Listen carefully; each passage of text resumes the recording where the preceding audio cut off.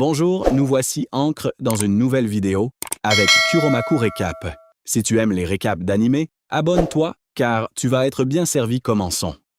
Kuei est un garçon solitaire qui n'a aucun ami car il change constamment d'école. Cependant, lors de son premier jour dans la nouvelle école, il rencontre accidentellement la fille la plus populaire là-bas, ce qui le mène à découvrir qu'elle est en fait un vampire étrange qui veut le vider de son sang. Tout commence lorsque Kuei descend sur l'île et commence à se rendre à l'académie où la vice-présidente plantureuse Erika est là pour l'accueillir. L'école. Kuei se sent immédiatement à l'aise et pense qu'Erika est gentille, mais après à peine lui avoir serré la main, elle se retire comme si elle ressentait une douleur et un choc intense. Kuei essaie de la calmer et de lui demander ce qui se passe, mais elle agit comme un singe électrocuté et les conduit. Elle se met ensuite à paniquer et prépare sa fuite. C'est alors qu'un camarade nommé Tsukasa passe par là et Erika lui demande de montrer le nouvel arrivant autour des dortoirs. Puis elle s'excuse, disant qu'elle avait d'autres choses à faire. Les deux gars apprennent à se connaître et deviennent vite amis. Les deux commencent à se diriger vers la nouvelle chambre de Kuei, mais avant qu'ils puissent monter les escaliers, une fille au hasard saute sur Kuei, l'assommant. Quand il a repris connaissance, il a reconnu son étrange assaillante comme étant Kanade, avec sa sœur, Haruna. Ils ont immédiatement reconnu Kuei et ont dit à Tsukasa qu'ils étaient amis d'enfance. Le lendemain, ils déjeunent ensemble et Kanade lui remet une carte de l'école. Kuei était censé prendre des photos des points de repère avant l'orientation, alors il s'est rapidement mis au travail jusqu'à ce qu'il tombe sur une petite fille aux cheveux blancs nommée Shiro qui poursuivait un lapin échappé. Et Kuei finit par l'attraper pour elle. Shiro propose de l'emmener au bureau du conseil étudiant pour le remercier. Arrivé là-bas, le frère de Shiro, Shishiru, apparaît et la chasse, disant à Kuei qu'il n'était pas le bienvenu, mais un gars blond nommé Yori arrive et invite Kuei à entrer pour thé. Mais quand ils arrivent à la salle du conseil des élèves, Kuei trouve Erika là, qui se met en colère contre Yori pour avoir laissé entrer le commun, puis s'en va furieuse. Yori rit d'avoir piégé sa sœur, Erika, et se présente comme le président du conseil des élèves, avant de dire à Kuei qu'Erika avait un faible pour lui. Plus tard dans la nuit, Yori piège à nouveau Kuei en échangeant les rideaux de la salle de bain et en faisant entrer le curieux sur Erika. Qui montrait ses énormes canons. Elle le gifle ensuite au visage tout en s'éloignant, laissant Yori en crise de rire. Tsukasa prenait aussi un bain du côté des hommes et a entendu Yori révéler sa farce. Alors quand Kanade a donné à Kuei un autocollant disciplinaire ce soir-là, il a ajouté que ce n'était pas de sa faute. Kuei a décidé de s'excuser pour son manque de maîtrise de soi, même si ce n'était pas sa faute, ce qu'Erika a entendu, car elle écoutait secrètement. Ce soir-là, elle passa devant Kuei et Tsukasa dans les dortoirs et lui murmura de la retrouver au pied du Gui le lendemain à 5 h. Tsukasa lui dit que l'endroit était célèbre pour que les amoureux déclarent leurs sentiments, laissant Kuei tout émoustillé. Plus tard, Kuei s'est dirigé vers la chapelle pour sa photo d'orientation et l'atmosphère effrayante l'a déconcerté. Mais avant qu'il ne puisse prendre rapidement une photo et filer, il a été témoin de la scène horrifiante où Yori mordait le cou d'une étudiante. À cause de sa grande surprise, Kuei était en retard pour rencontrer Erika, qui s'était mise en colère après l'avoir attendu et lui avait laissé un mot furieux lui disant qu'il était inutile. Le lendemain, c'était la cérémonie d'entrée à l'académie qui a réuni tous les étudiants. Après que tout le monde a pris place, Yori est sorti et a éclaboussé toutes les filles car il était un peu une célébrité en tant que senior et président du conseil des étudiants. Il est monté sur scène et a livré un discours ringard qui a laissé les filles hurlantes sur leur siège. Et ensuite, c'était au tour de sa sœur, Erika. Elle a captivé les cœurs et les saucisses des gars dans la foule et a fait un discours relativement normal jusqu'à ce qu'elle mette Kuei sous les projecteurs et l'humilie devant l'académie pour être entrée dans le bain des filles et avoir aperçu ses seins, laissant les filles penser qu'il était un pervers tout en devenant simultanément une rockstar pour les mecs en chaleur. Après avoir été critiqué et exposé pour ses passe-temps peu conventionnels, Kuei est allé à son premier cours pour l'homeroom et ses camarades de classe étaient plus intéressés à savoir ce qu'il avait vu dans les bains plutôt qu'à son action discutable d'être là. Mais ce BS est rapidement interrompu lorsqu'une fille mystérieuse nommée Kiriha entre et les gars chuchotent, l'appelant la reine des glaces. Après qu'elle se soit assise, le professeur principal a dit à Kuei que sa place était juste derrière celle de Kiriha et il s'est avancé pour se présenter. Mais elle ne dit rien d'autre que quelques mots sans intérêt. Kuei a passé le reste de la journée à essayer de retrouver Erika pour s'excuser de ses erreurs, mais cela fut en vain et il est rentré au dortoir pour la nuit. Là, il est entré sur Kanade qui tenait une vente aux enchères improvisées de jouets contrefaits laissés par les aînés. Et à la grande surprise de Kuei, les étudiants abrutis étaient trop privés pour s'en soucier et étaient excités, impatients d'acheter une peluche avec laquelle une fille avait câliné. Cependant, sœur Shizuko, la conseillère, entre avec sa célèbre poêle à frire et met fin à la fête avec Kanade et les autres étudiants qui s'enfuient. Une fois qu'il était dans sa chambre, Kanade et Haruna ont tenu leurs promesses et ont fait irruption dans son dortoir comme des ninjas pour une fête de thé où Kanade a demandé à Kuei s'il avait pris toutes les photos. Kanade avait profité du pauvre type, et les images n'étaient pas pour un défi d'orientation, mais plutôt pour une brochure qu'elle préparait. Battu et en colère, Kuei profite simplement du thé que Haruna a préparé et va se coucher. Le lendemain, les résultats d'un test blanc sont affichés et Tsukasa n'est pas intéressé à vérifier. Kuei constate qu'Erika était la meilleure de sa classe dans toutes les matières sauf les mathématiques, où Kiriha a encore une fois remporté la couronne. Ce jour-là, Kuei était assis en classe à regarder la reine de glace de dos quand il a regardé par la fenêtre et vu le lapin de Shiro courir partout. Plus tard, il finit par rencontrer Shiro qui est au bord des larmes en expliquant que son lapin avait creusé un trou et s'était échappé de sa cage, et Kuei promet de l'aider. Juste à ce moment-là, Shichiru arrive et se fait de fausses idées sur la présence de Kuei avec sa sœur, mais il clarifie le malentendu et part à la recherche du lapin. Pendant ce temps, Shiro et Shichiru demandent de l'aide à Erika et Yori pour trouver le lapin, et Kuei implique ses amis. Bientôt, une recherche à grande échelle est lancée pour retrouver l'animal de compagnie disparu. Cependant, Kiriha ne partage pas l'enthousiasme du groupe et lorsque Kuei s'approche d'elle, elle fait une blague sombre sur la chasse et la faim de l'animal, ce qui effraie Kuei en marchant. Plus tard, il passe devant le terrain de sport où des gars jouent au football et aperçoit Erika. Avant qu'il ne puisse l'atteindre, Kuei aperçoit le lapin qui était à quelques secondes d'être frappé par un ballon qui avait dévié. Avant qu'Erika ne puisse réagir, Kuei plonge et protège le lapin, se blessant dans le processus. Kuei est présenté comme le héros et dit au gars qu'il va bien. Et Erika s'approche de lui avec un grand sourire, tendant sa main, mais la retire rapidement. Juste à ce moment-là, Yori arrive et fait une autre blague grossière sur sa sœur timide, puis se penche en avant tout en plaçant un mouchoir sur la main meurtrie de Kuei. Cependant, Kuei est rebuté par les nuances piquantes et s'en va, l'idée de Yori étant un vampire brûlant encore dans sa tête. Après cela, Shiro est enfin réuni avec son animal de compagnie et Sakiru lui dit de remercier Kuei pour son aide. Ce soir-là, Kuei déplore une autre journée ratée à essayer de s'excuser auprès d'Erika quand elle apparaît de nulle part et qu'ils se réconcilient enfin en se serrant la main. Elle lui pardonne de l'avoir laissé tomber et clarifie que l'incident du bain était l'œuvre de son frère. Pendant ce temps, Sakiru a rapporté à Yori les résultats des tests du sang de Kuei sur le mouchoir et ils sont tous deux choqués d'apprendre qu'il y avait plus chez le perdant qu'il n'y paraissait. Faisant maintenant officiellement partie du groupe d'amis un peu bizarre,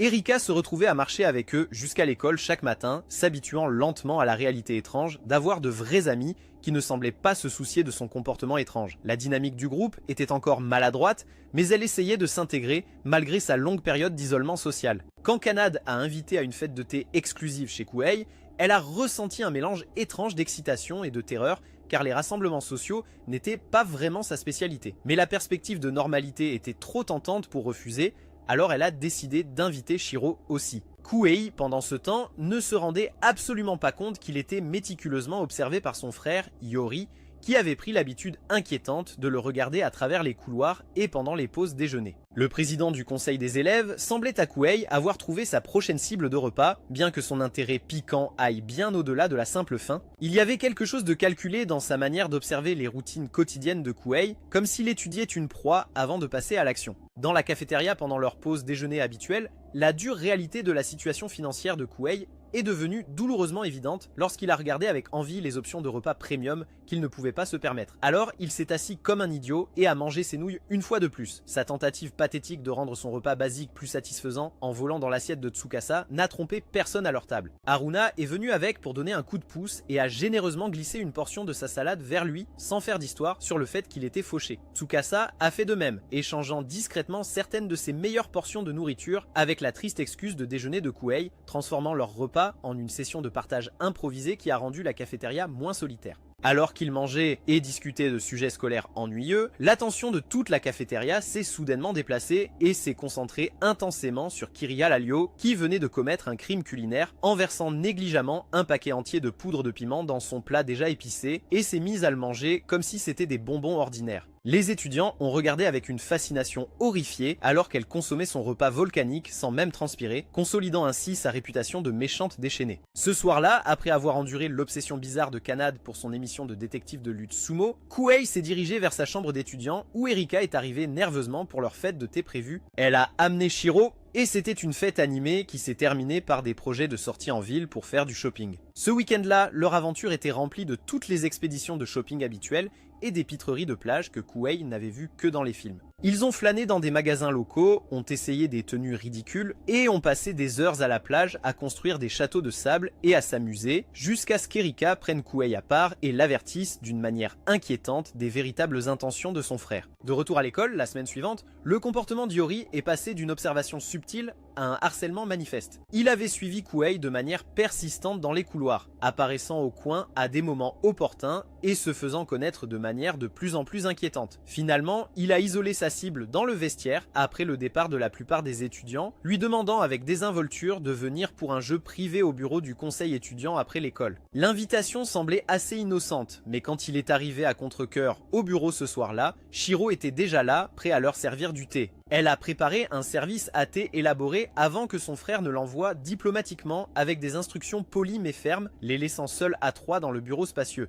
Ce qui a commencé comme leur jeu innocent a rapidement pris une tournure profondément troublante lorsque le président du conseil des étudiants s'est délibérément poignardé dans le bras avec un coupe-papier, observant avec amusement la réaction horrifiée de Kuei alors que la blessure se régénérait immédiatement sous ses yeux. L'affichage décontracté servait de rappel choquant de son statut de vampire à Kuei, et l'image mentale vive de son sang lentement drainé par des crocs a presque plongé Kuei dans un coma complet de terreur. Juste quand il pensait qu'il allait devenir le dîner, Iori a révélé avec désinvolture qu'il ne prévoyait pas de le manger et voulait simplement que Kuei rejoigne le conseil des étudiants puisqu'il connaissait maintenant leur secret de vampire soigneusement gardé. L'autre option était de faire effacer complètement sa mémoire, tout comme ce qui était arrivé à cette fille à la chapelle que Iori avait été surpris en train de dévorer. Juste à ce moment-là, Erika est arrivée au bureau juste à temps et était vraiment inquiète de ce que son frère imprévisible pourrait faire à sa première véritable amie. Iori a joué une farce cruelle et Erika a été laissée à contre-cœur pour gérer l'effacement de la mémoire après avoir révélé sa nature de vampire. À la fin, Kuei prend sa décision de ne pas rejoindre le conseil. Il décide fermement qu'il préfère être un type fauché avec ses souvenirs intacts plutôt que de devenir ami avec les vampires car il a toujours été un solitaire depuis le début. Plus tard à la plage,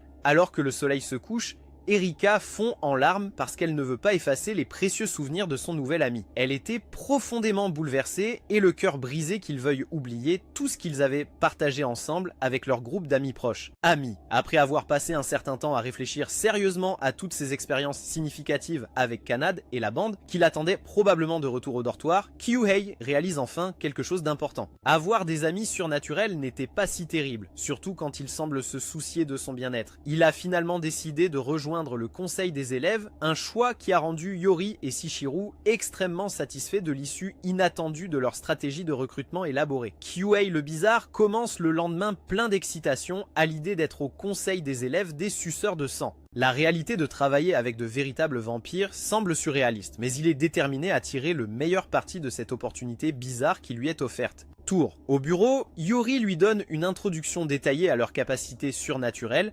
expliquant tout ce qu'il doit savoir sur la société des vampires. Il possède tous les traits de vampires typiques que les gens attendent des films et des livres, sauf qu'ils aiment se prélasser au soleil et mangent régulièrement de l'ail au petit déjeuner, comme si c'était une sorte de complément santé. Iori révèle qu'il est un ancien vampire avec des siècles d'expérience à son actif, ayant assisté à d'innombrables événements historiques tout en conservant son apparence jeune. Par ailleurs, Erika a en réalité le même âge que Kyuhei, malgré son statut de vampire, et elle a une faiblesse particulière pour les aliments extrêmement épicés qui la font réagir de manière suspecte. Leur famille s'avère être la plus puissante et la plus influente de l'île, exerçant une influence politique et sociale considérable qui s'étend bien au-delà des terrains de l'école. Ils avaient également une amitié historique avec la famille de Shiro et Shichiru. Après avoir terminé la séance d'orientation des vampires, Iori fait une demande qui prend Kyushi de court. Il lui demande de construire une relation plus solide avec Erika, affirmant que leur rencontre étrange dans le bain les a d'une certaine manière rendus partenaires sans secret entre eux. Ce commentaire embarrassant amène sa sœur mortifiée à perdre complètement son calme et à lui frapper violemment le visage contre le mur,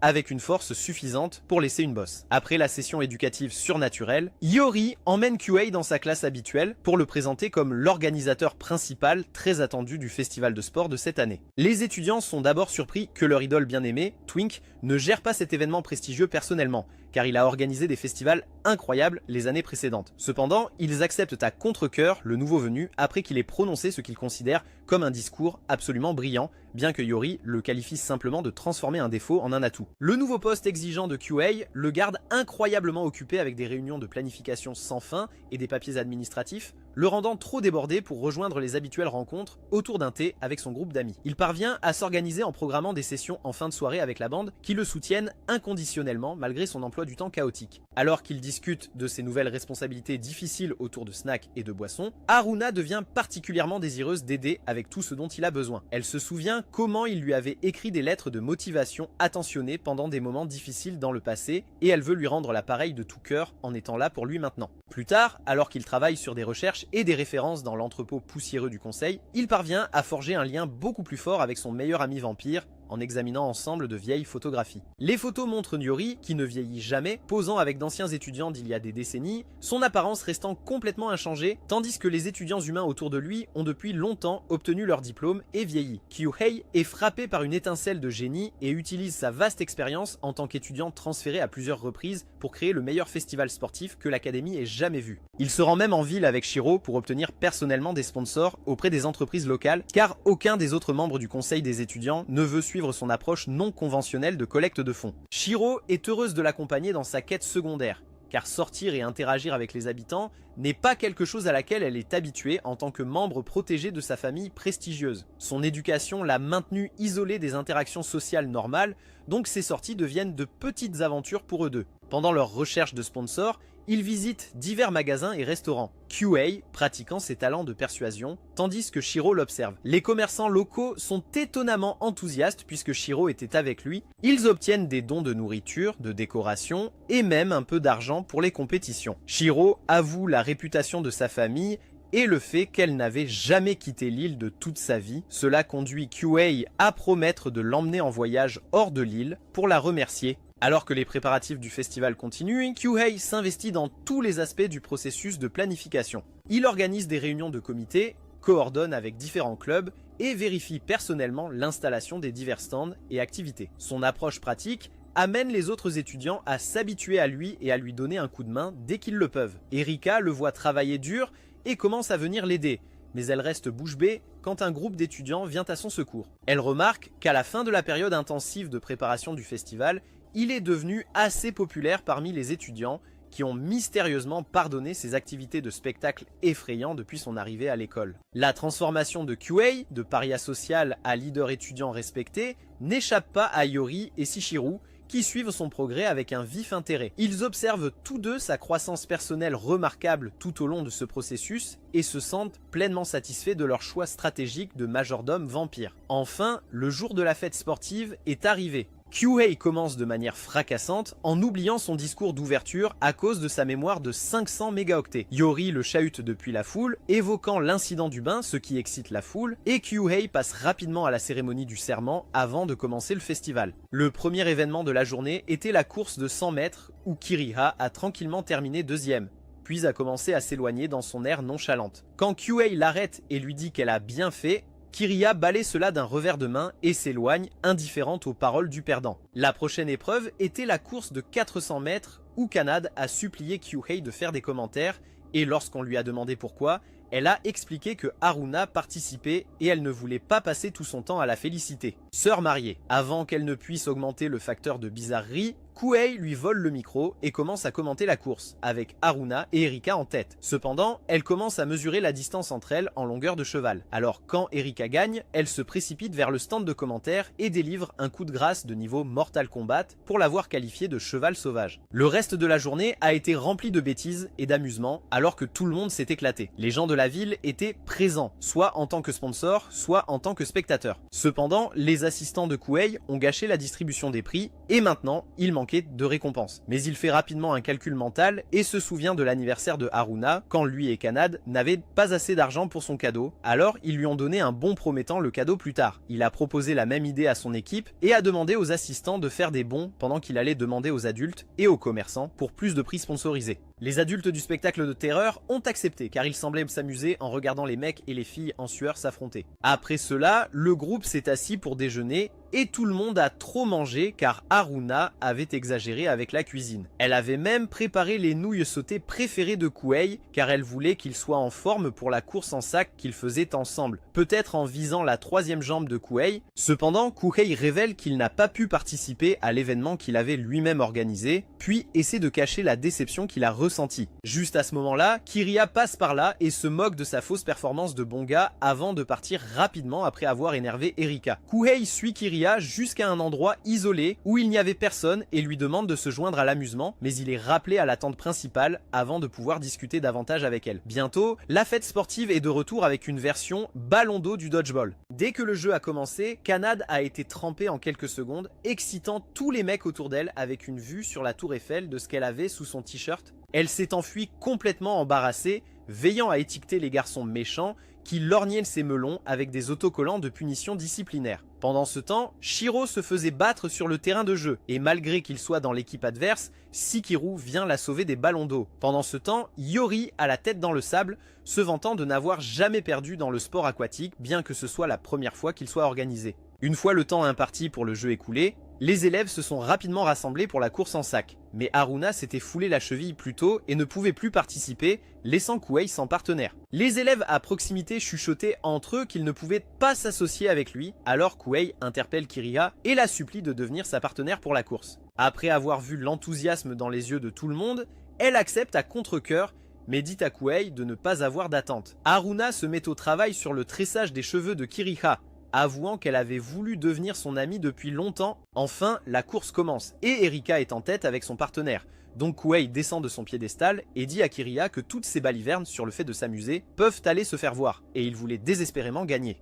Après la première moitié de la course, les filles changèrent de costume et Kiriya est apparue adorable dans un costume de bonne, rendant tous les garçons fous. Pendant ce temps, Erika prenait son temps et quand elle est enfin sortie, elle portait un costume de canard d'une émission populaire, ce qui l'a déséquilibré, menant à la victoire de Kuei et Kiriya. Finalement, le festival a été un énorme succès, les sponsors étant impatients pour l'année suivante. Yori était très heureux du succès de l'événement et, en guise de cadeau, a donné à Kuei une clé de sa chambre. Cependant, le point d'Erika est rapide à dissiper le malentendu alors qu'elle dit à Kuei que c'était une clé vers l'antre du diable pour des raisons de commodité. Kuei demande à propos de l'endroit où se trouve Kiriya, mais personne ne sait où elle est partie après la course. Alors que certains étudiants l'emmènent à une fête, Kuei appelle Erika pour lui dire qu'il a apprécié son nouveau rôle de membre du conseil des élèves, ce qui l'a fait sourire. Quelques jours plus tard, Kuei croise Haruna dans le couloir animé à l'heure du déjeuner, où elle installe soigneusement des affiches promotionnelles colorées pour le mois de service communautaire à venir que l'école organise chaque année. Le majordome décoré du vampire se sent surpris et légèrement agacé qu'Iori n'ait pas pris la peine de l'informer de cet événement important à venir, surtout que le conseil étudiant est censé fournir une assistance directe et une coordination pour toutes les grandes activités scolaires. Il se demande s'il s'agit d'un autre de leurs tests ou s'ils ont simplement oublié de l'inclure dans leur réunion. Alors qu'il aide Haruna à transporter soigneusement la pile restante de prospectus vers différents tableaux d'affichage autour de l'école, ils sont traqués avec insistance par Kanade, qui rôde autour des coins et se cache derrière les casiers en observant chacune de leurs interactions. Elle est devenue absolument convaincue que sa chère sœur est profondément et désespérément amoureuse de Kuei, bien qu'elle n'ait aucune preuve réelle pour soutenir cette théorie romantique. Il y a 6 ans, lorsque Kuei a d'abord dit à Haruna que sa famille prévoyait de quitter l'île à cause du transfert soudain de son père sur le continent, ils avaient fait la promesse sincère de rester en contact par des lettres manuscrites régulières. La distance semblait gérable quand ils étaient jeunes et optimistes à l'idée de maintenir leur amitié à travers les kilomètres. Ces lettres sont devenues leur lien vital pendant les années de séparation. Dans sa chambre, Kuei parcourt tranquillement ses précieuses lettres dans sa chambre un soir lorsqu'il surprend par hasard Kanade en train de l'espionner à travers le rideau. Sans hésitation, il attrape l'espionne par le col et la ramène immédiatement à sa sœur, exigeant une explication pour son comportement de surveillance de plus en plus étrange. Kanade essaie de jouer les innocentes, mais son expression coupable trahit complètement ses plans de matchmaking. Au cours des jours suivants, Yuki et Kuei commencent à remarquer un comportement encore plus étrange que d'habitude de la part de Kanade, qui fait sans cesse des efforts excessifs pour les taquiner en tant que couple potentiel lors de leurs conversations de groupe et essaie désespérément de les rapprocher romantiquement grâce à ses stratagèmes. Ces tentatives vont de les laisser seuls ensemble à faire des commentaires suggestifs sur leur apparence mignonne ensemble, à ne laisser Haruna verser le thé que pour Kuei. À un moment donné, Haruna s'inquiète que sa sœur soit devenue obsédée par Kuei lui-même et essaie également de manipuler le même romantisme. Enfin, c'est le jour de l'événement spécial de nettoyage promotionnel organisé par le conseil des étudiants pour faire connaître et susciter de l'enthousiasme pour les nouveaux uniformes de nettoyage que les étudiants porteront pendant le mois du service communautaire. Les membres du conseil n'ont toujours pas pris la peine d'informer Kuei des détails spécifiques de cet événement, et ils découvrent bientôt exactement pourquoi ils l'ont tenu dans l'ignorance. Le président manipulateur et plein de zeste utilise la nature des hommes pour jouer à des jeux psychologiques calculés avec l'ensemble de la population étudiante masculine, car il a stratégiquement conçu des costumes de nettoyage spéciaux pour les étudiantes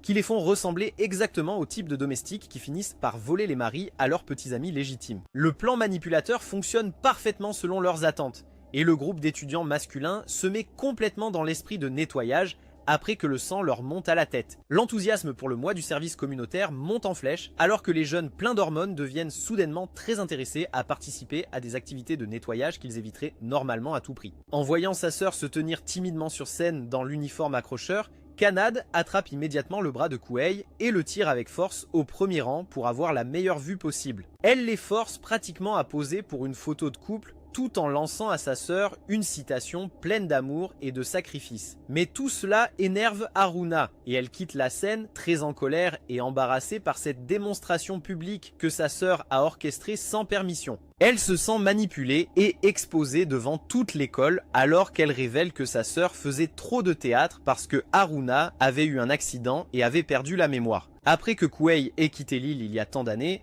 Haruna avait eu un grave accident qui, par un heureux hasard, avait effacé ses souvenirs de toute l'année passée à développer son amitié avec le type louche. La blessure à la tête était assez grave pour provoquer une amnésie sélective, effaçant des périodes spécifiques tout en laissant d'autres souvenirs intacts. Se sentant accablée par la culpabilité à propos de l'accident traumatique de sa petite sœur, qui s'est produit alors qu'elle était censée la surveiller, Kanade commence à se consacrer entièrement à rendre Yuki heureuse à tout prix, nécessaire. Elle se blâme de ne pas avoir empêché l'accident et s'engage à mener une vie de service pour compenser ce qu'elle perçoit comme un échec en tant que sœur aînée protectrice. Elle avait supposé à tort que sa sœur et Kuei étaient amoureux sur la base de fragments de conversation et de lettres qu'elle avait observés, c'est pourquoi elle a complètement exagéré en jouant. Entremetteur. Kuei prend le temps d'expliquer soigneusement aux deux sœurs qu'il est simplement un ami d'enfance proche de Haruna et qu'ils se sont reconnectés après des années de séparation. Rien de plus romantique que cela. Après avoir entendu les histoires émotionnelles des deux sœurs en conflit et compris la racine de leur désaccord,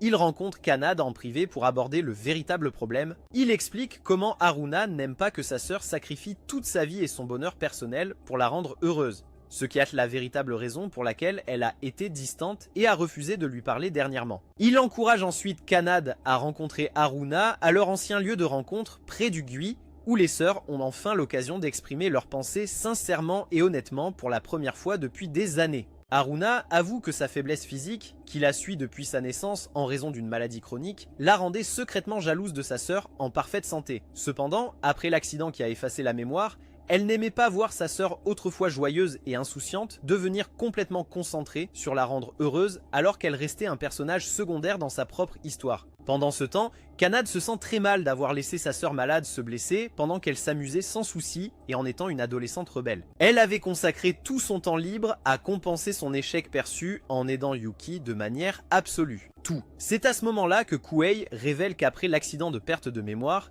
Haruna avait continué à envoyer des lettres à son ancienne adresse, malgré le fait qu'elle avait complètement oublié qui il était. Ils se sont reconnectés naturellement et ont travaillé ensemble pour créer de nouveaux souvenirs, tout en honorant leur ancien lien. Le trio, maintenant réuni et comprenant enfin les motivations et les sentiments de chacun, prend un moment pour se rappeler les vœux sincères qu'ils avaient fait au sanctuaire du Gui il y a des années en tant qu'enfants, qui était que Kuei leur revienne. Erika vient de remettre à sa place un nerd timide qui a tenté sa chance romantique avec elle pendant la pause déjeuner dans la cour. Il avoue ses sentiments, mais elle le repousse immédiatement et efficacement, respectant sa règle personnelle stricte contre tout type de relation, puisqu'elle considère que ce sont des activités purement humaines qui ne concernent pas les vampires comme elle-même. Juste après avoir rejeté le pauvre gars, elle croise Kuei près du bâtiment principal, qui joue le classique coup des cheveux avec elle en remettant nonchalamment une mèche coincée dans son col. Son frère Yori observe cette interaction innocente de l'autre côté de la cour avec un vif intérêt, notant avec quelle facilité Kuei approche sa sœur et comment elle ne le repousse pas immédiatement comme elle le fait avec d'autres étudiants.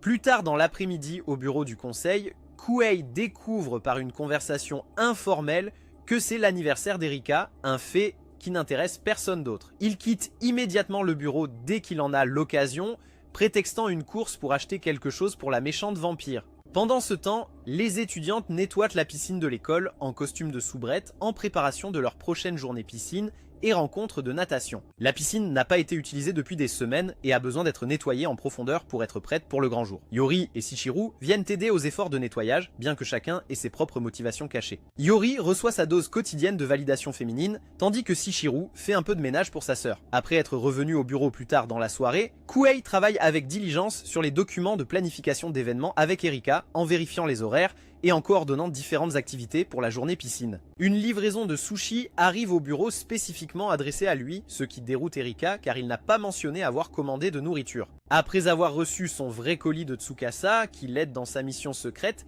il le présente à Erika avec une excitation nerveuse. Il réussit à lui commander un magnifique bouquet de fleurs fraîches et demande à Tsukasa de l'aider à le récupérer chez le fleuriste puisqu'il devait être présent au bureau après avoir offert à la vampire solitaire son tout premier cadeau d'anniversaire. Elle le remercie avec des larmes qui se forment dans ses yeux normalement froids et immortels. Le geste la touche plus durement que prévu, car être immortel signifie que les vampires ne célèbrent traditionnellement pas les anniversaires, ni ne marquent le passage du temps. Plus tard dans la journée, dans sa chambre privée, en essayant de trouver l'endroit idéal pour exposer son précieux cadeau où elle pourra le voir chaque matin, elle subit une série de crises cardiaques à cause de l'impact émotionnel écrasant. Sa physiologie de vampire n'est pas habituée à gérer des sentiments positifs aussi intenses, et sa poitrine continue de se resserrer avec une chaleur inconnue. Après que le conseil des étudiants a décidé de combiner la compétition de natation avec une fête de la piscine pour maximiser la participation et le plaisir, toute l'école change de maillot de bain avec enthousiasme. L'événement promet d'être l'un des moments forts du semestre, avec des compétitions et de la natation détente se déroulant en même temps. Shiro, qui se change dans le vestiaire des filles avec toutes les autres étudiantes,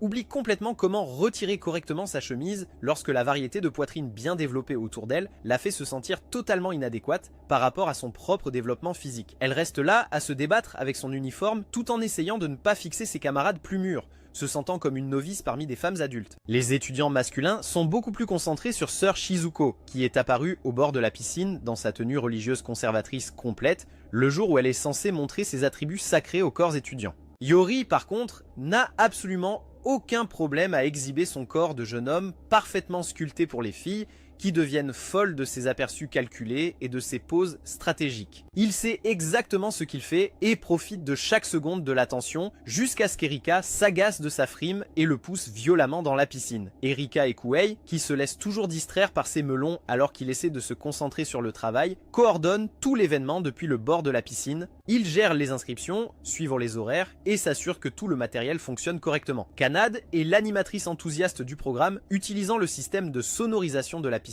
pour lancer leurs différentes courses et autres événements compétitifs avec une énergie contagieuse. Vers la fin de la journée chargée, elle organise un événement spécial de style élimination qui enthousiasme tout le monde. Elle rassemble tous les pratiquants de judo masculin et organise un jeu intense où ils doivent chasser et capturer les bonnets de bain rouge des filles. Les têtes. Après avoir lâché les bêtes dans la piscine, elle commence immédiatement à ravager les participantes, les éliminant une par une avec une efficacité surprenante, jusqu'à ce que seuls Kiriha et Shiro restent debout en tant que dernières survivantes, utilisant respectivement leur agilité et leur mignonnerie pour s'échapper. Les garçons décident d'abord de cerner le grand Freeze Dry, qui se tient dans le côté peu profond, prêt à les affronter tous en même temps avec ses réflexes supérieurs et ses capacités de combat. Il saute sur elle avec agressivité dans une attaque coordonnée, mais elle se révèle trop glissante et parvient à échapper complètement à leur emprise. Voyant sa petite sœur bien-aimée Shiro sur le point d'être submergée et vaincue par une douzaine de bâtons de viande dans le fond plus profond de la piscine, Shichiru perd son sang-froid, mais Yori l'arrête. Les garçons abandonnent immédiatement leur poursuite agressive, décidant sagement d'éviter une peine de prison précoce pour avoir blessé la gentille fille avec un frère menaçant. À la fin de cette journée mouvementée et épuisante, les étudiants masculins se vengent mesquinement de Sœur Shizuko en la jetant sans cérémonie dans la piscine avec tous ses vêtements sacrés encore sur elle, puis partent triomphalement tandis qu'elles toussent dans l'eau. Kuei et Erika restent seuls pour ranger tout le matériel éparpillé et nettoyer le désordre. Kuei décide de la défier dans une courte course de natation car ils n'ont pas vraiment participé à la partie amusante de l'événement en raison de leur responsabilité de coordination. Comme prévu, elle bat Kuei dans la course, qui s'est retrouvé trempé de plusieurs manières. Après être sortis de la piscine, ils manquent de peu de tomber ensemble sur le carrelage mouillé et s'accrochent instinctivement l'un à l'autre pour éviter de s'écraser. Saisissant ce qui semble être l'occasion en or parfaite, Kuei se rapproche pour une tentative de baiser, mais le cœur d'Erika se met à battre à tout rompre de panique et elle s'enfuit loin de lui, terrifiée. Elle se retire rapidement dans sa chambre privée, où à la fois la douleur physique et son dangereux désir du sang de Kuei s'intensifient au-delà de son contrôle. Elle lutte désespérément pour se retenir de céder à ses instincts de vampire, brisant accidentellement son précieux cadeau de fleurs dans le processus violent alors que ses mains tremblent de manière incontrôlable. Erika, qui s'est endormie à son bureau en rêvant à la courbe élégante du cou de Kuei, se réveille soudainement d'un cauchemar vif où elle a aspiré chaque once de liquide de son corps, le laissant complètement vidé et sans vie sur le sol. Le rêve semble étrangement réaliste lorsqu'elle se réveille en sursaut en nage. Pendant ce temps, de l'autre côté du campus, une étudiante qui vient de faire sa déclaration d'amour à la chapelle sort dans la soirée, quand elle est témoin de quelque chose qui glace son sang. Une fille vêtue d'une cape se tient de manière inquiétante sur le toit de la chapelle, telle une gargouille surnaturelle. Le témoin oublie complètement comment fuir cette vision terrifiante. Ses jambes deviennent molles, tandis qu'elle fixe le mystérieux personnage, jusqu'à ce que Shizuko sorte pour fermer la chapelle pour la nuit et trouve l'étudiante effondrée au sol, choquée, alors que la créature a mystérieusement disparu dans l'obscurité sans laisser de traces. Le lendemain à l'école, le mystérieux vampire de la chapelle devient le sujet de discussion le plus en vogue que tout le monde discute pendant les pauses déjeuner et entre les cours. Les élèves se rassemblent en groupe, partageant des théories et ajoutant leurs propres embellissements dramatiques à l'histoire.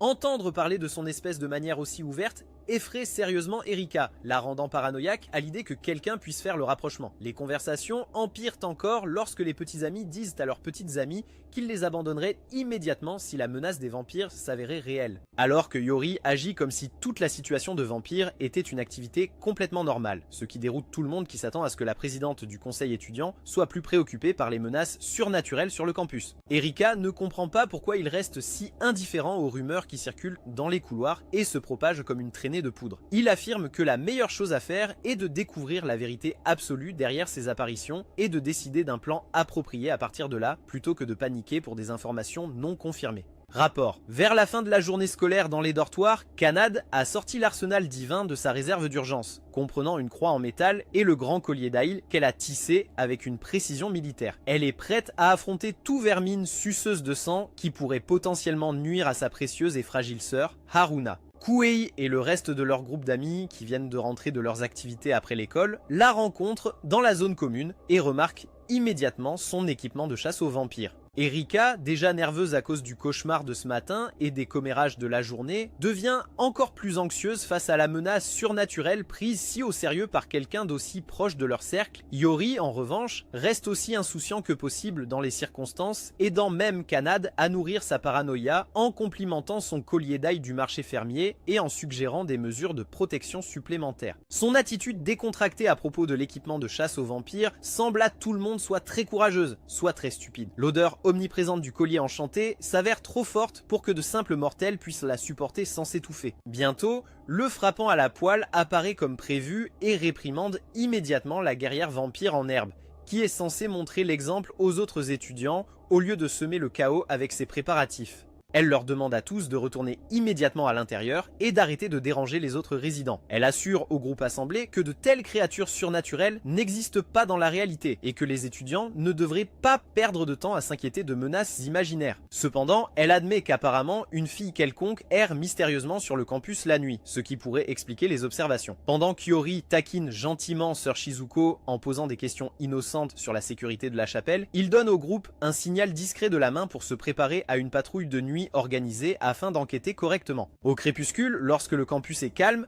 ils prennent leurs lampes de poche avant de commencer leur patrouille systématique de tous les bâtiments et terrains. Erika est associée à Kuei pour leur itinéraire de recherche, et elle révèle pendant leur promenade à quel point mentir constamment à tout le monde sur sa véritable identité vampirique l'a fait se sentir vraiment mal à l'intérieur. Le poids de la tromperie écrase de plus en plus son esprit chaque jour. Alors qu'il l'encourage avec des mots de soutien et des sourires rassurants, elle continue de lutter contre sa faim croissante pour son sang, qui devient plus forte chaque fois qu'ils sont seuls ensemble. Après avoir passé des heures à fouiller chaque recoin du campus sans rien trouver de suspect lors de leur enquête minutieuse, ils se rassemblent tous à l'extérieur de la chapelle. C'est alors que la vampire vêtue de sa cape se révèle enfin. Après s'être placé en évidence sur le toit de la chapelle pour un effet théâtral maximal, il découvre que le mystérieux vampire terrorisant les élèves est en fait Kiria. Elle révèle qu'elle est une vampire dépendante qui cherche désespérément son maître disparu. Sa recherche devient de plus en plus désespérée et de moins en moins subtile à mesure que les semaines passent sans aucune piste. Elle s'élance rapidement en utilisant une vitesse surnaturelle et Erika la poursuit immédiatement avec une vitesse de vampire équivalente. Kuei et Sato suivent à pied aussi vite que leurs jambes humaines le leur permettent, mais ils sont rapidement distancés par la poursuite surnaturelle.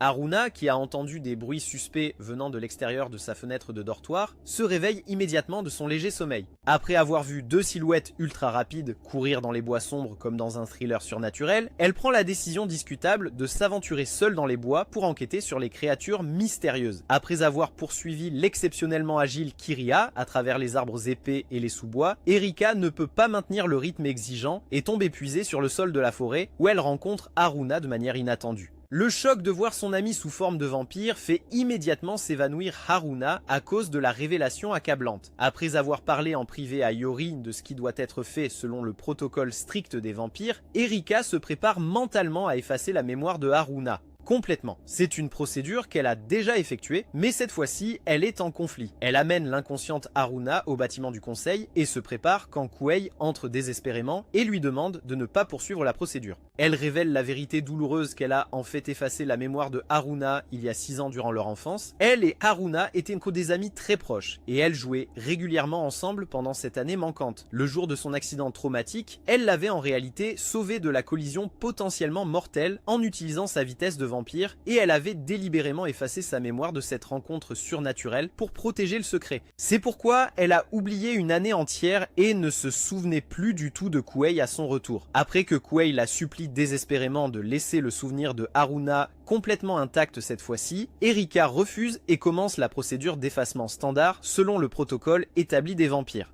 Haruna se réveille pendant le processus et remercie sincèrement Erika de lui avoir sauvé la vie à l'époque, montrant qu'elle se souvient plus que prévu. Erika réalise le sortilège de mémoire avec une précision soigneuse, mais à la grande surprise et au grand soulagement de Kuei, elle n'efface pas vraiment les souvenirs comme tout le monde s'y attendait. Maintenant, Haruna se souvient clairement de Kuei et de tout le temps précieux qu'ils ont passé ensemble enfant. Erika a décidé qu'elle ne veut plus tromper ses amis proches et veut qu'ils sachent qu'elle est une bonne amie pour eux. Quelques jours se sont écoulés depuis la révélation, et Kiria n'est pas revenu depuis cette nuit-là, et Haruna se remet encore des effets des sorts de mémoire. Pendant que Kuei et Erika se rendent ensemble à l'école, comme d'habitude, ils rencontrent Haruna et Kanade près des portes de l'école. Haruna a meilleure mine qu'avant, mais semble toujours un peu ailleurs, avec Kanade qui reste près d'elle. Erika se prépare à recevoir la raclée de sa vie, mais à la place, Kanade s'étire sur la pointe des pieds pour serrer Erika dans ses bras comme il faut. Elle la remercie sincèrement d'avoir sauvé Haruna de l'accident et exprime sa joie qu'elle soit leur amie. Kanade est vraiment émue par cela, continuant sur le fait qu'elle est heureuse qu'Erika ne soit pas une personne fausse qui fait semblant d'être gentille. Lorsque le groupe arrive à l'école, ils rencontrent également Kirika, qui est revenue et est aussi froide que jamais, refusant même de parler avec Yori et Sekiru. Elle passe juste devant eux comme s'ils n'existaient pas, ce que Yori trouve assez dur, même pour elle. Il essaie de dire quelque chose, mais elle l'ignore complètement, tandis que Sekiru a l'air ennuyé, mais ne pousse pas. Au bureau du conseil, après que Sekiru ait rappelé à Shiro sa place assignée dans la cuisine, Yori dit à Erika d'oublier complètement la question de Kiria, lui rappelant une certaine promesse qu'elle a faite. Erika devient mal à l'aise quand il évoque cette promesse, et Kuei, qui vient d'entrer et a manqué la conversation sérieuse, se voit assigner le rôle d'organisateur principal du festival culturel, avec Erika comme assistante dédiée, comme d'habitude. C'est des trucs typiques de conseil des élèves, mais Kuei a l'air d'être excité à ce sujet. Il commence à parler de toutes les choses qu'il pourrait faire et comment ce serait le meilleur festival jamais vu. Le reste du groupe a offert son soutien total et a partagé ses idées créatives avant le festival, qui était prévu après leurs vacances d'été. Tout le monde proposait des suggestions à tout va, Kanade voulait une maison hantée, Haruna a suggéré un café et même Shiro avait des idées sur les stands de nourriture. Pendant ce temps, Sekiru est allé rencontrer la redoutable Freeze Dry et lui a demandé de le suivre pour rencontrer quelqu'un en particulier, et Kiria n'a pas posé de questions, elle l'a juste suivi. Pendant ce temps, Erika et Kuei étaient allés au magasin pour acheter des fournitures, après qu'Yori leur ait spécifiquement demandé de s'occuper de l'approvisionnement. Ils formaient une assez bonne équipe, avec Kuei s'occupant des choses lourdes et Erika gérant les négociations. Pendant leur séjour, ils ont rencontré les propriétaires d'entreprises locales pour lancer les discussions sur le parrainage et les partenariats pour le festival culturel. Certains des propriétaires d'entreprises étaient vraiment intéressés à aider, surtout en raison du succès du festival sportif. Après avoir terminé leur expédition de shopping, ils se sont assis près de la plage où Kuei lui a demandé ce qu'était exactement un dépendant en termes de vampire. Elle a expliqué que les dépendants étaient des humains qui entraient dans des contrats contraignants avec des vampires en buvant leur sang, ce qui leur conférait des capacités similaires à celles des vampires, mais signifiait également qu'ils deviendraient complètement asservis à tous les désirs et ordres du vampire. Pendant ce temps, Sakura avait amené Ikika dans une maison brumeuse où une dame possédant des gènes de petite taille attendait patiemment. La dame à l'intérieur était minuscule, encore plus petite que la plupart des élèves de l'école, et il s'est avéré qu'elle était Kaya, la mère d'Erika et la maîtresse de Kiriya. Kiriya, qui était complètement maîtresse d'elle-même, donna une gifle sévère à la crevette âgée et tenta de partir après l'avoir traitée de folle. Cependant, elle s'est soumise à la volonté de son maître comme une marionnette une fois que Kaya lui a ordonné d'obéir. Pendant ce temps, Erika révèle à Kuei que sa mère était une vampire cruelle qui l'avait enfermée quand elle était enfant, pour ne pas être un vampire convenable selon les normes traditionnelles. Cela a expliqué à Kuei pourquoi Erika était toujours si inquiète de s'intégrer dans le monde des vampires. La promesse dont Yori avait parlé plus tôt était en fait un accord entre la mère et la fille, qu'Erika devait trouver une personne à charge avant la remise des diplômes ou être forcée de rentrer chez elle pour être enfermée indéfiniment. C'était le grand secret autour duquel tout le monde tournait. Erika n'essayait pas seulement d'être une bonne vampire, elle était piégée par cette échéance. Si elle ne trouvait pas quelqu'un à asservir avant la remise des diplômes, elle serait à nouveau enfermée. Kuei, qui ne voyait pas d'inconvénient à devenir un vampire de second rang super fort, s'est proposé pour devenir son dépendant immédiatement. Il n'a même pas hésité quand il a entendu toute la situation. Cependant, elle a complètement refusé son sacrifice. Elle ne voulait pas qu'il perde sa vie faible et pathétique d'humain pour devenir un serviteur fort pouvant vivre éternellement sous un esclavage surnaturel. Même si cela résoudrait son problème, elle ne pouvait pas lui faire cela. Elle préférait affronter ce que sa mère avait prévu plutôt que de le transformer en esclave. À la chapelle, Yori réfléchissait profondément lorsque Shizuko est entrée. L'endroit était calme et Yori avait l'air d'avoir beaucoup en tête. Quand elle lui a demandé de rentrer car il commençait à se faire tard, il a affirmé qu'il n'y avait rien à craindre, tout en continuant à l'appeler par son prénom. Il est parti après avoir fait une blague sur le fait que les vampires ont soif du sang de la personne qu'ils aiment le plus. Après avoir raccompagné Erika après leur virée shopping, elle a bu tout le sang qu'elle avait dans son réfrigérateur, mais elle avait encore plus soif et semblait avoir envie seulement du sang spécifique de Kuei.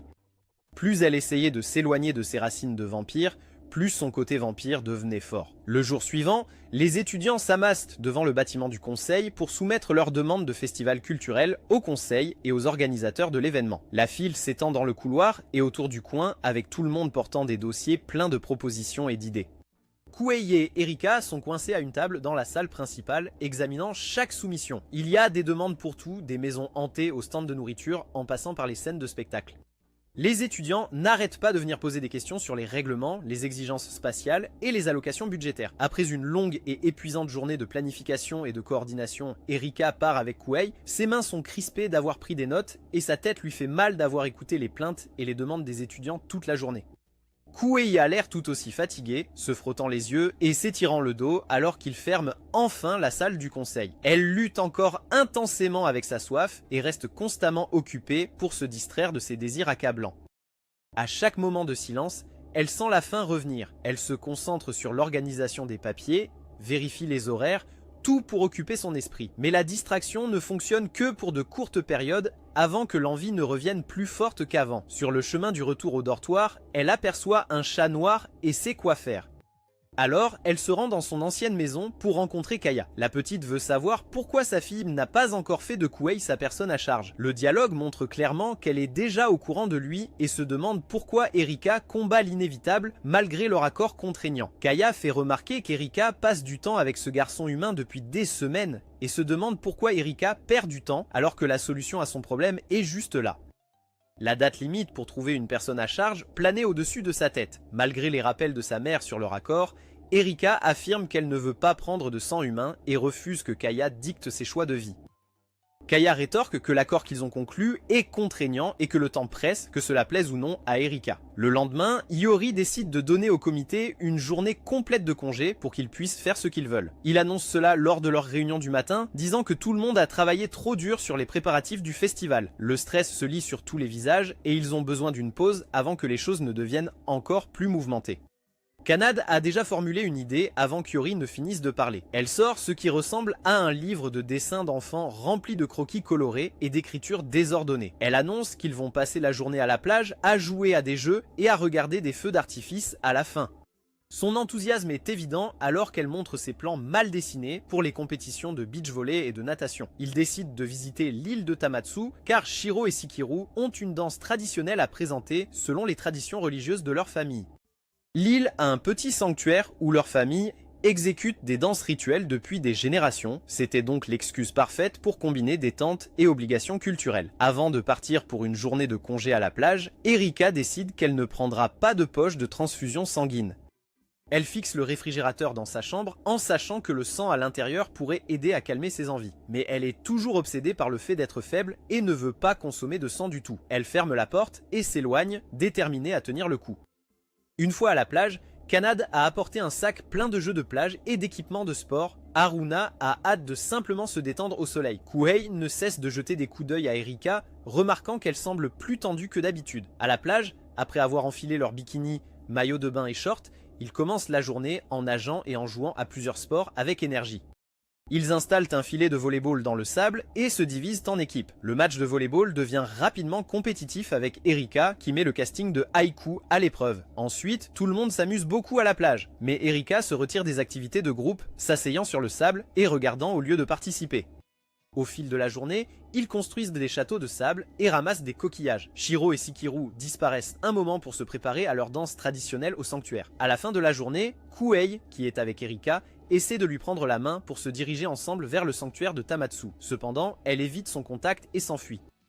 Selon Iori, ses envies de sang deviennent nettement plus fortes et plus difficiles à contrôler. Le contact physique déclenche presque quelque chose en elle et elle ne peut pas se permettre d'être aussi proche de lui en ce moment. Elle trouve une excuse pour changer de vêtements et s'éloigne rapidement. Iori, qui remarque les luttes de sa sœur, raconte à Kuhei les effets douloureux de son délire et lui demande de veiller sur elle attentivement.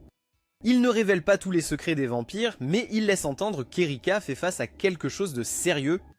Il demande à Kuhei d'être patient avec son comportement étrange et de rester proche au cas où elle aurait besoin d'aide. Lorsqu'il s'approche du sanctuaire, il lui demande comment elle se sent, mais elle fait comme si tout allait bien, prétendant être en pleine forme. Elle force un sourire et prétend être simplement fatiguée par toutes les activités sur la plage. Elle insiste sur le fait qu'elle a hâte de retrouver Shiro et Sikiru. Une fois au sanctuaire, ils enfilent des yukata avant de sortir pour regarder le feu d'artifice. Tout le monde se rend à un bon endroit sur une colline surplombant l'eau où ils peuvent bien voir les feux d'artifice. Lorsque Iori pousse délibérément Kuhei vers Erika, sa soif de sang devient incontrôlable et elle s'enfuit. Le contact accidentel déclenche ses instincts de vampire à pleine puissance. Elle court dans la forêt entourant le sanctuaire, finissant par tomber sur l'herbe où elle lutte contre ses instincts vampiriques. Elle se recroqueville au sol.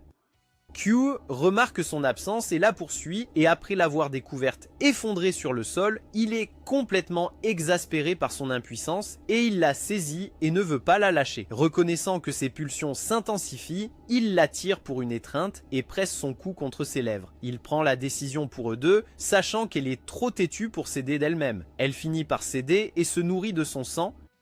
Après s'être réveillée rafraîchie dans sa chambre, Erika a oublié son incident de consommation de sang et se sent satisfaite d'avoir résisté à ses envies. Son corps se sent énergisé et fort, complètement différent de la faiblesse et de la douleur qu'elle se rappelle des derniers jours. Elle suppose que sa volonté a finalement triomphé de ses instincts de vampire. Elle s'habille rapidement, impatiente de commencer la journée.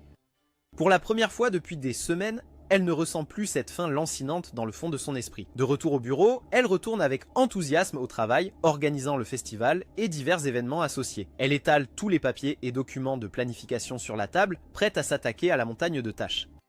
Le festival n'est plus que dans quelques semaines maintenant, et il y a encore beaucoup à coordonner. Elle fait des listes et les vérifie 2 fois, déterminée à faire de ce festival culturel le meilleur que l'école ait jamais vu. Quand Kuhei entre, elle s'approche pour aider avec les choses qu'il portait, mais en s'approchant de lui, elle s'évanouit. Elle est trop submergée par son sang et sa présence et tombe à genoux. Les souvenirs reviennent en détail vif de boire son sang et elle se sent dégoûtée. Son comportement change radicalement et elle essaie de se concentrer sur le travail comme distraction. Elle se relève précipitamment, évitant le contact visuel avec Kuhei et se plonge dans la paperasse. Chaque fois qu'il bouge ou parle, elle sursaute légèrement, luttant contre l'envie de se rapprocher de lui. Q essaie de demander si elle va bien, mais elle le repousse avec des excuses murmurées sur le fait qu'elle est fatiguée. Elle garde ses distances, restant du côté opposé de la pièce autant que possible. Plus tard, Kyoe retrouve Haruna et Kanade, expliquant son absence soudaine des événements de la nuit dernière, avant qu'ils ne commencent à discuter des préparatifs de l'after party. Il leur dit qu'il a dû aider Erika avec quelque chose d'important, gardant les détails vagues. Haruna et Kanade semblent satisfaites de l'explication et ne demandent pas plus d'informations. Après leur conversation, Kyoe revient à la recherche de la vice-présidente, mais elle ne la trouve nulle part. Il vérifie partout, mais elle a complètement disparu. Finalement, il reprend les préparatifs du festival tout en remarquant l'absence croissante d'Erika. La planification du festival commence à prendre du retard, car tant de tâches nécessitent son avis ou son approbation. Dans sa chambre, Erika tente de satisfaire sa soif avec du sang ordinaire, mais cela s'avère inutile. Elle ouvre le petit réfrigérateur et sort plusieurs poches de sang donné qu'elle garde pour les urgences. Elle les boit l'une après l'autre, mais la faim ne disparaît pas. Si possible, elle s'aggrave. Elle ne désire que le sang de Kyoe et elle se recroqueville sur son lit, serrant son ventre alors que la douleur familière revient. Elle se rend compte que quelque chose de fondamental a changé après avoir goûté le sang humain. Sa nature de vampire n'est plus satisfaite par des substituts. Les jours suivants, Kyoe cesse complètement de la rencontrer et est submergée par ses devoirs au conseil des étudiants et les responsabilités scolaires avec les étudiants qui aident à la mise en place. Le festival approche rapidement et sans l'aide d'Erika, tout repose sur ses épaules. Chaque problème arrive sur son bureau, et il court de crise en crise pour essayer de garder tout sur la bonne voie. Pendant la nuit, alors qu'elle lutte contre ses envies déchirantes, Kiriha arrive avec un message de Kaya. Elle insiste pour qu'Erika rentre chez elle, puisqu'elle a refusé de faire de Koué sa dépendante, malgré la consommation de son sang, ne respectant pas sa part de l'accord.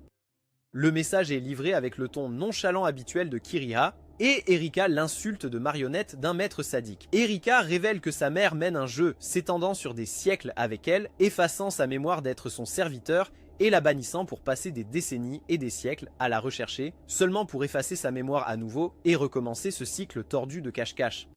Kiriha, choquée, part après avoir délivré le message, qui transmet essentiellement que Kaya se demande pourquoi elle refuse de boire du sang qui a été fourni volontairement. Le jour suivant, après avoir discuté avec Kanade et Haruna et finalement développé une solution astucieuse, Kyoe va informer Erika d'un projet de fête après, mais ne parvient pas à la retrouver à nouveau.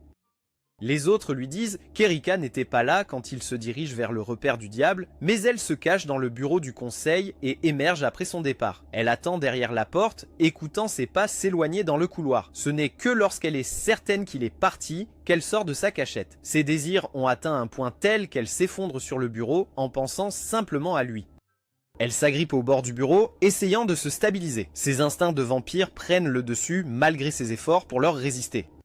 Yori propose de trouver une autre personne pour servir de dépendant, mais étant donné que le sang de Koué est unique, cela ne peut pas être n'importe qui. On lui informe que le sang humain a tous un goût différent, et une fois qu'un vampire développe une préférence pour quelqu'un de spécifique, les autres sangs deviennent insatisfaisants. Shiro décide de se porter volontaire elle-même pour mettre fin à la souffrance d'Erika. Elle s'avance calmement, s'offrant sans hésitation.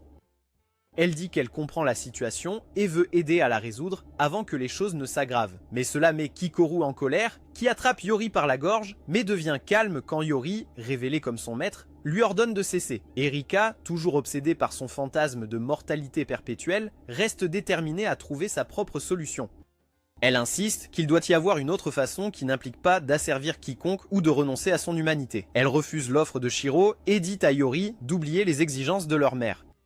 Plus tard dans la soirée, elle s'effondre devant la chambre de Kouei, cédant à ses pulsions. Elle rampe dans le couloir sur ses mains et ses genoux, ne pouvant plus marcher debout. La faim l'a complètement consumée et elle ne peut plus lutter contre ce que son corps exige. Elle atteint sa porte et s'y effondre, trop faible pour frapper ou crier son nom. Bientôt, Erika est volontairement rentrée chez elle car elle refuse de survivre avec le sang de Kouei et va s'emprisonner une fois de plus. Elle prend la décision pendant les premières heures du matin lorsque ses envies deviennent trop intenses à supporter. Plutôt que de risquer de le blesser lui ou quelqu'un d'autre, elle choisit de retourner à l'endroit qu'elle déteste le plus. Ce choix laisse Kaya extrêmement déçue d'elle. Lorsqu'Erika arrive au domaine familial, sa mère l'attend dans le hall principal. Kaya s'attendait à ce que sa fille revienne avec une nouvelle personne à charge, pas en tant qu'échec qui n'a pas pu accomplir la simple tâche d'asservir un garçon humain.